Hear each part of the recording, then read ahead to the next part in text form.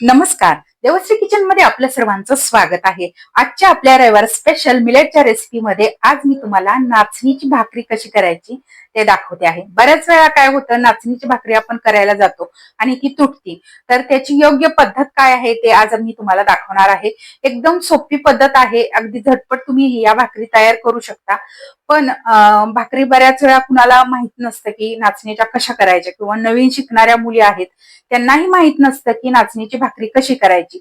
पण नाचणीची भाकरी ही आपल्या शरीरासाठी खूप आरोग्यदायी आहे आणि खास करून स्त्रियांसाठी यामधून भरपूर प्रमाणामध्ये कॅल्शियम वाढतं. त्यामुळे ही भाकरी खाल्लीच पाहिजे. जर तुम्हाला जास्त आवडत नसेल तर तुम्ही आठवड्यातनं 2 ते 3 वेळा तरी ही भाकरी खाऊ शकता.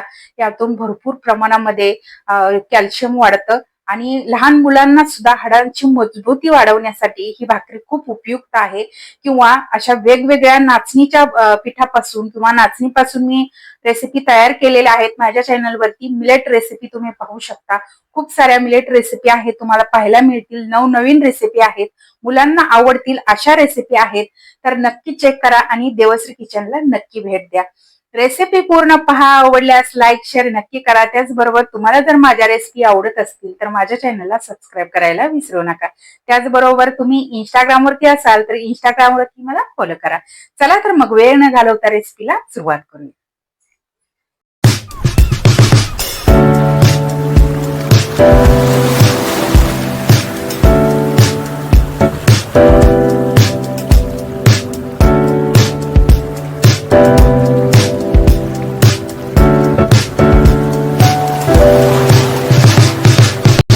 नाचणीची भाकरी करण्यासाठी इथे मी 1 वाटी नाचणीचं पीठ घेतलेलं आहे.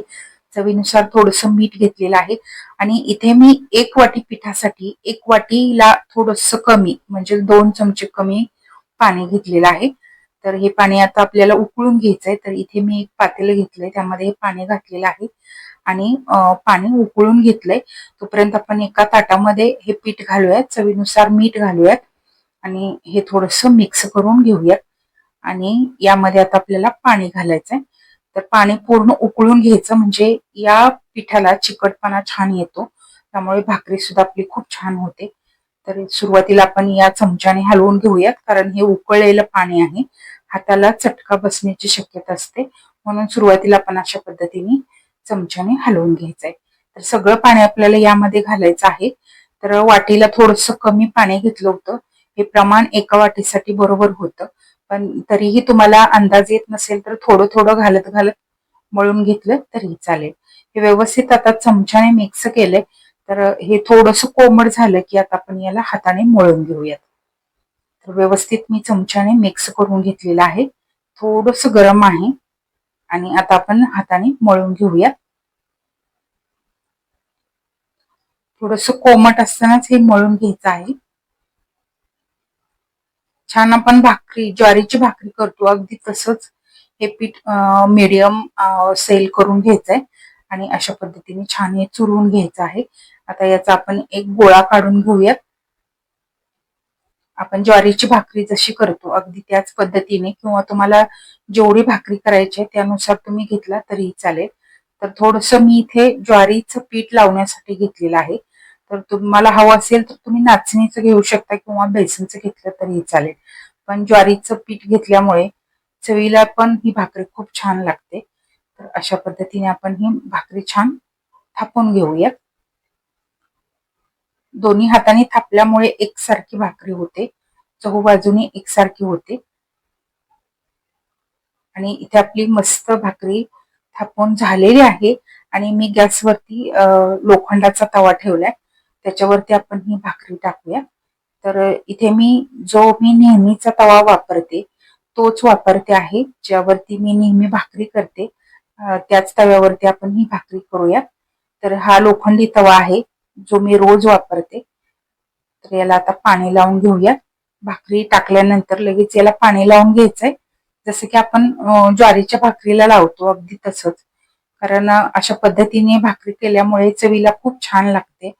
थोडीशी एका बाजूनी पांढरी होते, कारण यामध्ये आपण ज्वारीचं पीठ लावलेलं आहे आणि त्यामुळे थोडीशी पांढरी दिसते. पण आपल्याला चवीशी महत्व आहे, तर दिसणं खूप जास्त महत्वाचं नाही. भाकर चवीला छान लागली की झालं. तर अशा पद्धतीने पाठीमागून भाकरी भाजलेली आहे. आता पुढच्या बाजूने आपण भाजून घेऊयात. तर एकसारखं असं फिरवत राहायचं म्हणजे भाकरी चहू बाजूने चांगली भाजते आणि फुगते सुद्धा. तर एकदम मऊ अशा या भाकरी तयार होतात. तर तुमच्या घरामध्ये लहान मुलं असतील तर त्यांच्यासाठी सुद्धा तुम्ही करून देऊ शकता. चवीला सुद्धा खूप छान लागतात. तर अशा पद्धतीने मस्त भाकरी फुगतात तुम्ही पाहू शकताय आणि मस्त पातळ अशी ही भाकरी तयार झालेली आहे. तर इथे आता छान मी भाजून घेते आणि मस्त आपली भाकरी तयार झालेली आहे. काढून घेऊया आणि अशाच पद्धतीने बाकीच्या भाकरी सुद्धा करून घेऊयात.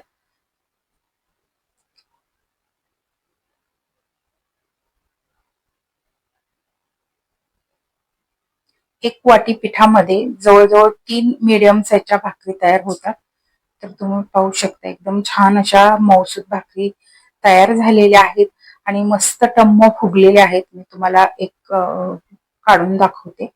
तर तुम्ही पाहू शकता आतून आतपर्यंत एकदम पातळ असा पापुडा याला आलेला आहे. वरच्या बाजूने जसं की आपण ज्वारीची भाकरी करतो त्याला वरून पातळ पापुडा येतो, अगदी त्याच पद्धतीने याला सुद्धा येतो. पण एकदम मऊसूत अशा या भाकरी तयार होतात. तुम्ही पाहू शकताय. अगदी वयस्कर लोक तुमच्याकडे असतील तर त्यांना सुद्धा तुम्ही करून देऊ शकता. इतक्या मऊ भाकरी होतात. तर आजची आपली रविवार स्पेशल मिलेटच्या रेसिपी मधली ही नाचणीची भाकरी तुम्हाला कशी वाटली कमेंट करून नक्की सांगा. या रेसिपीला लाईक करा, शेअर करा. त्याचबरोबर तुम्हाला जर माझ्या रेसिपी आवडत असतील तर माझ्या चॅनलला सबस्क्राईब करायला विसरू नका. त्याचबरोबर बेल आयकॉन वरतीही क्लिक करा म्हणजे मी जेव्हा जेव्हा माझ्या रेसिपी अपलोड करेन तेव्हा तेव्हा सर्वात आधी त्याची नोटिफिकेशन तुम्हाला मिळेल. धन्यवाद.